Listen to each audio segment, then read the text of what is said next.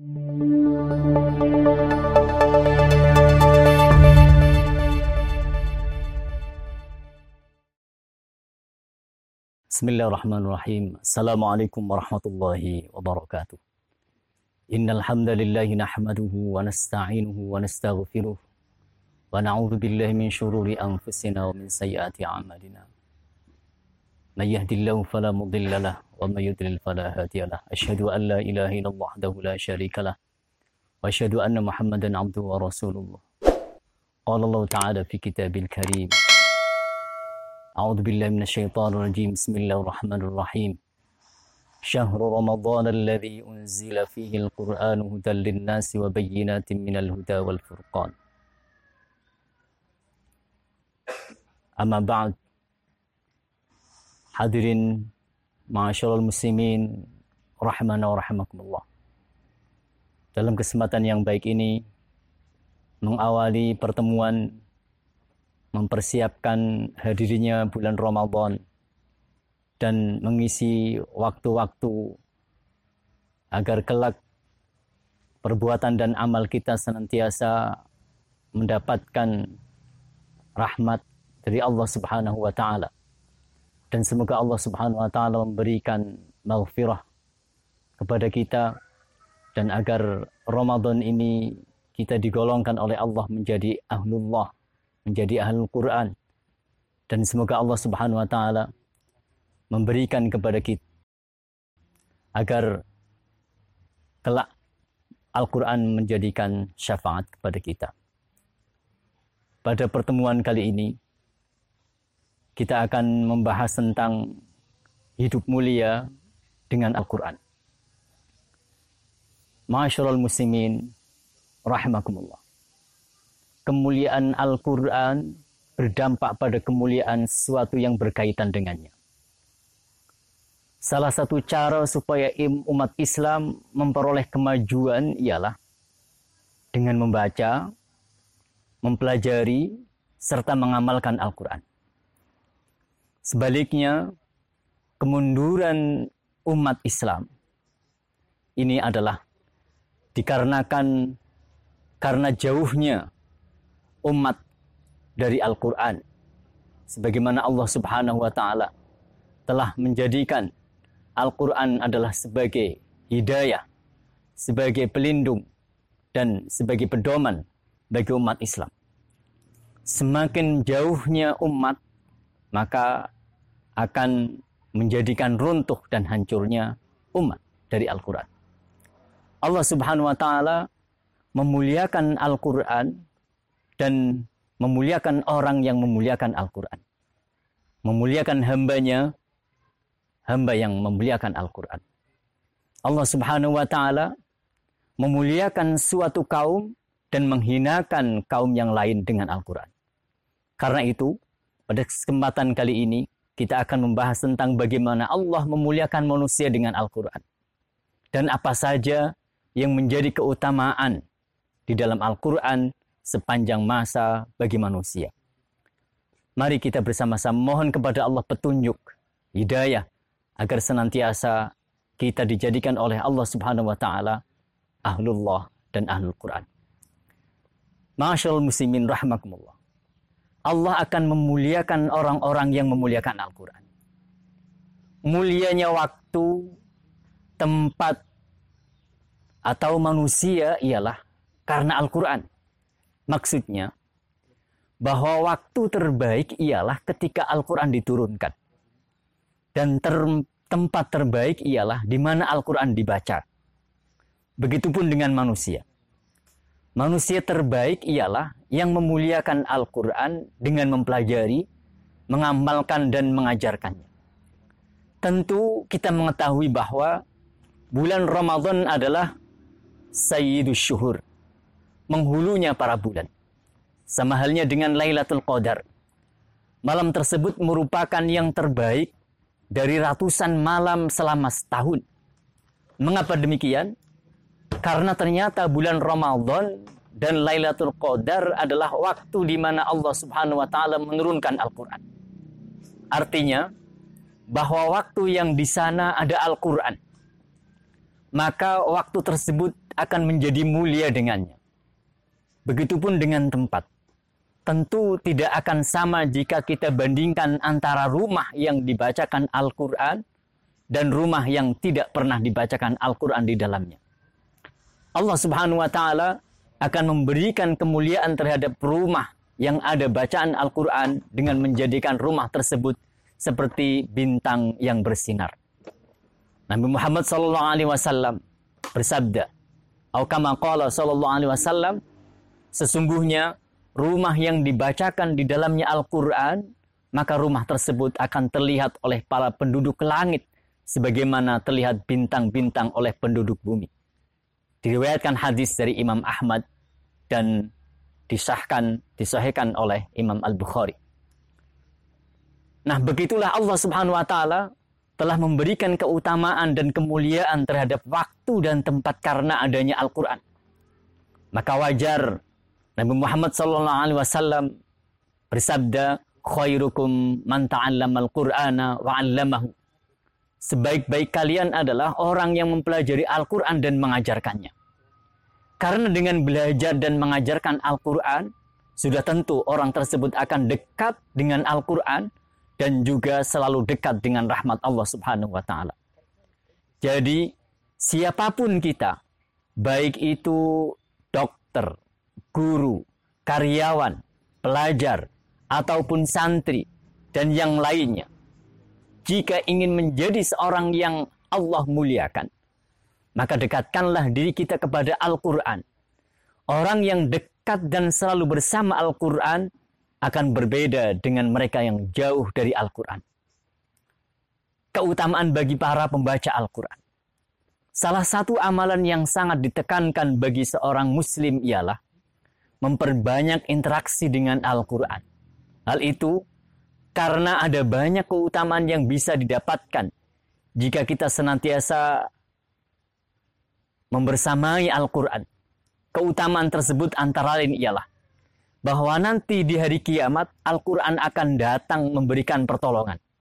Rasulullah SAW bersabda, Iqra'ul Quran, fa'innahu syafi'un musyaffa' fa'innahu ya'ti li sahibihi yawmal qiyamah. Atau kama qala sallallahu alaihi wasallam. Bacalah oleh kalian Al-Quran, karena Al-Quran akan datang pada hari kiamat kelak sebagai pemberi syafaat bagi orang-orang yang rajin membacanya. Hadis riwayat Muslim. Begitu pula keutamaan orang yang mahir dalam melantunkan bacaan Al-Quran. Dia akan bersama dengan para malaikat yang mulia. Bahkan jika seorang tersebut masih dalam tahap belajar, di mana dia masih kesulitan membaca Al-Quran dan bacaannya belum baik, orang tersebut tetap mendapatkan pahala dari Allah Subhanahu wa Ta'ala. Sebagaimana Rasulullah SAW bersabda, Al-mahiru bil Quran ma'asafratil qiramil bararah. Yang membaca Al-Quran dan dia mahir membacanya, dia bersama para malaikat yang mulia. Walladzi yatata falau ajran. Sedangkan yang membaca Al-Quran namun dia tidak tepat dalam membacanya dan mengalami kesulitan, maka baginya 2 pahala. Hadis riwayat Al-Bukhari dan Muslim. Di hadis lain pun Nabi SAW telah memberikan perumpamaan antara orang yang rajin membaca Al-Quran dan tidak. Perumpamaan muslim yang rajin bertilawah ialah seperti buah al-utrujah yang memiliki aroma wangi dan enak rasanya. Akan tetapi muslim yang tidak rajin bertilawah ialah seperti buah kurma, di mana buah tersebut memiliki rasa yang manis namun tidak memiliki aroma yang wangi.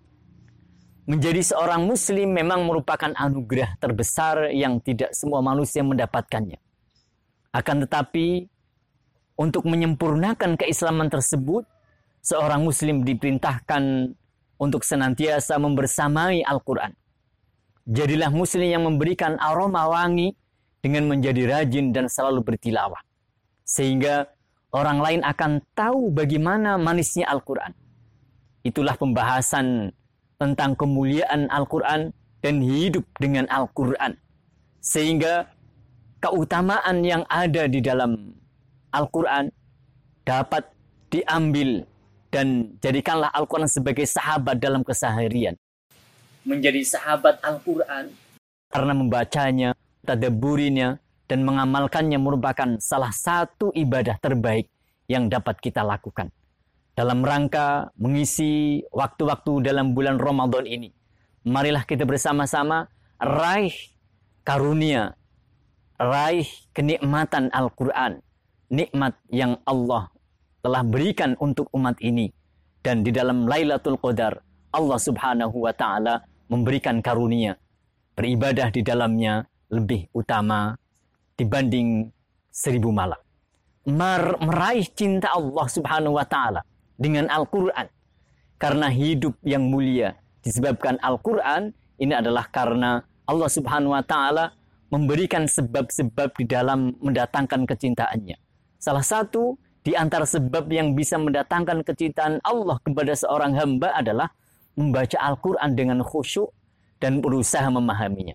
Sehingga tidak mengherankan apabila kedekatan dengan Al-Quran merupakan perwujudan ibadah yang bisa mendatangkan cinta Allah. Para salafun salih ketika membaca Al-Quran, mereka sangat menghayati makna ini. Sehingga ketika membaca Al-Quran seolah-olah seperti seorang perantau yang sedang membaca sebuah surat dari kekasihnya. Al-Hasan Al-Basri berkata, sesungguhnya orang-orang sebelum kalian menganggap Al-Quran adalah surat-surat dari Rabb mereka. Pada malam hari, mereka selalu merenunginya dan akan berusaha mencari pada siang hari. Seandainya kita berpikir, sungguh ini merupakan keistimewaan yang luar biasa. Allah yang maha sempurna, Allah yang maha tinggi, Allah yang maha raja, mengkhususkan kitab dan yang berisi khitab di dalamnya, pembicaraan dan kalamnya untuk manusia yang penuh dengan kelemahan ini. Allah memberikan kepada mereka kemuliaan untuk berbicara, berkomunikasi dengannya.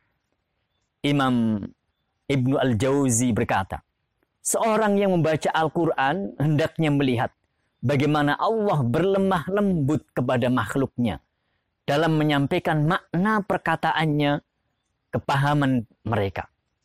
Dan hendaknya ia menyadari apa yang ia baca bukan perkataan manusia. Hendaknya ia menyadari keagungan zat yang mengucapkannya.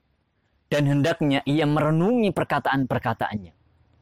Ibnu Salah berkata, membaca Al-Quran merupakan sebuah kemuliaan yang Allah berikan kepada hambanya. Dan terdapat dalam riwayat bahwa para malaikat tidak mendapatkan kemuliaan ini. Tetapi mereka sangat antusias untuk mendengarkannya dari manusia. Kemuliaan ini akan lebih sempurna apabila disertai dengan keikhlasan. Karena keikhlasan sebagaimana yang dikatakan oleh Imam An-Nawawi merupakan kewajiban utama bagi para pembaca Al-Quran. Dan seharusnya ia menyadari bahwa dirinya sedang bermunajat kepada Allah Subhanahu wa Ta'ala. Perhatikanlah, wahai saudara-saudaraku, Allah telah memberikan izin kepadamu untuk bermunajat kepadanya.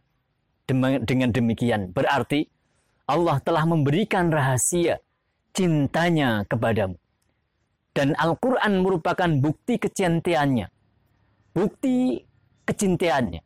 Karena Al-Quran memberikan petunjuk tentang Allah dan yang dicintainya. Maka tentu cinta kepadanya merupakan jalan hati dan akal untuk mengetahui sifat-sifat Allah dan hal-hal yang dicintainya.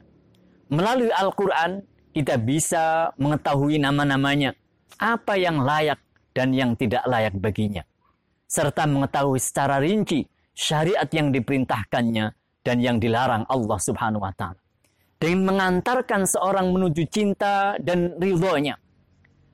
Oleh karena itu, para sahabat-sahabat Rasul Sallallahu Alaihi Wasallam menjadi mulia kehidupannya karena mereka di dalam kehidupannya senantiasa mencari ridho Allah Subhanahu wa Ta'ala, dan mereka tidak pernah meninggalkan kehidupannya kecuali untuk mendekatkan diri di waktu malam dengan membaca Al-Quran, berdiri di tengah hari, di tengah malam mereka bertahajud dan berkomunikasi dengan Allah tanpa ada batasnya. mereka di siang hari bagaikan prajurit-prajurit singa-singa yang siap menerkam musuh dan mangsa yang Allah Subhanahu wa taala murkai. Ada di antara para sahabat berusaha untuk mendapatkan kecintaan Allah dengan membaca satu surat. Al-Baqarah dibacanya dalam satu rakaat. Dia renungi dan dia cintai. Ada juga yang membaca surat pendek seperti Al-Ikhlas, akan tetapi diulang-ulang. Bahkan beberapa waktu mereka tidak beranjak karena merenungi dan mempelajari isi kandungan sifat-sifat Allah yang ada di dalam surat Al-Ikhlas. Dia selalu membacanya dalam sholat yang ia lakukan. Ketika ditanya tentang hal itu, ia menjawab, karena ia merupakan sifat Allah dan aku sangat suka menjadikannya sebagai bacaan. Mendengar jawaban itu, Rasulullah SAW menjawab, akhbiruhu annallaha yuhibbuhu. Beritahukan kepadanya bahwa Allah mencintainya. Orang yang mencintai Al-Quran mestinya cinta kepada Allah Subhanahu wa ta'ala. Karena sifat-sifat Allah terdapat di dalam Al-Quran. Dan semestinya ia juga cinta kepada Rasulullah SAW. Karena beliaulah yang menyampaikan Al-Quran. Sebagaimana Abdullah bin Mas'ud berkata, barang siapa yang mencintai Al-Quran, maka ia akan dicintai Allah. Maka Allah akan cinta kepadanya. Dan Allah akan memberikan kepadanya pahala yang tidak diberikan kecuali kepadanya. Bukti terbesar kepada Al-Quran adalah seorang berusaha untuk memahami, merenungi, dan memikirkan makna-maknanya. Hidup mulia adalah karena memuliakan Allah. Hidup mulia adalah juga karena dimuliakan Allah Subhanahu wa ta'ala. Agar hidup ini dapat kemuliaan di sisi Allah, maka muliakanlah apa yang Allah muliakan. Sebagaimana Allah Subhanahu wa ta'ala memuliakan bulan Ramadan dan telah memuliakan Al-Quran, maka mari kita bersama-sama mendekatkan diri kepada Allah dengan beribadah semaksimal mungkin di bulan Ramadan ini dan memohon kepada Allah semoga kita mendapatkan Lailatul Qadar. Aqulu qouli hadza wastaghfirullah li wa lakum innahu wal ghafurur rahim. Wassalamualaikum warahmatullahi wabarakatuh.